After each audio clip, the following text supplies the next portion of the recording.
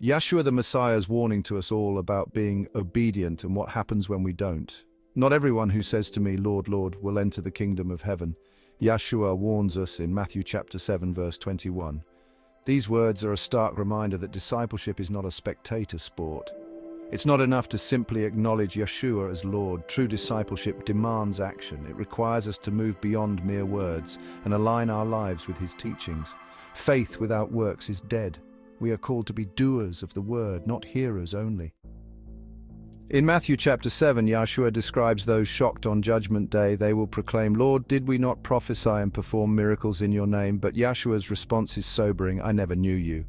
Away from me, you evildoers. These verses highlight the danger of relying on outward works. Our motivation matters. Yahshua sees the heart. He knows if our actions stem from genuine love or selfish ambition. How do we build our lives on a solid foundation? Yahshua gives us the answer in Matthew 7, 24-25. Everyone who hears these words and puts them into practice is like a wise man who built his house on the rock. The rain came down, the streams rose, and the winds blew against that house, yet it did not fall. The foundation of our faith must be Yahshua himself, his words and teachings. The wise and foolish builders, a timeless lesson. Yahshua contrasts two types of disciples. Both hear his teachings, but only one obeys. The wise builder lays his foundation on solid rock. The foolish builder builds on sand. This parable is a metaphor for our lives. The storms of life will come. These trials test our faith. If built on sand, our lives crumble. But with Yahshua, we stand firm. Reaping the rewards of obedience. The consequences of obedience and disobedience are starkly contrasted in the parable. When the storms come, the house built on the rock stands firm, but the house built on the sand collapses. This is a reminder that there are eternal consequences to our choices.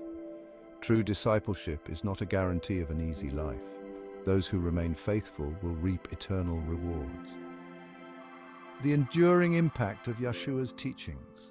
The closing words of Matthew 7, 28-29 tell us, when Yahshua had finished saying these things, the crowds were amazed at his teaching, because he taught as one who had authority, and not as their teachers of the law.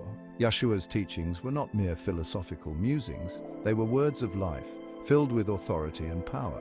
They challenged the status quo and called people to a higher standard of living. His teachings continue to impact lives today. When we choose to build our lives on the solid rock of his word, we experience true freedom, purpose, and lasting joy. Yahshua's teachings are as relevant today as they were 2,000 years ago. They offer hope, guidance, and the promise of a life transformed by the power of the Holy Spirit.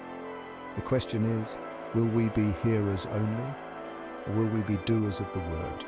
Yahweh Shalom. The enduring impact of Yahshua's teaching. When Yahshua had finished saying these things, the crowds were amazed at his teaching because he taught as one who had authority and not as their teachers of the law. Yahshua's teachings were words of life, filled with authority and power. They challenged the status quo and called people to a higher standard of living. His teachings continue to impact lives today. When we build our lives on the solid rock of his word, we experience true freedom, purpose, and lasting joy. Yahweh Shalom.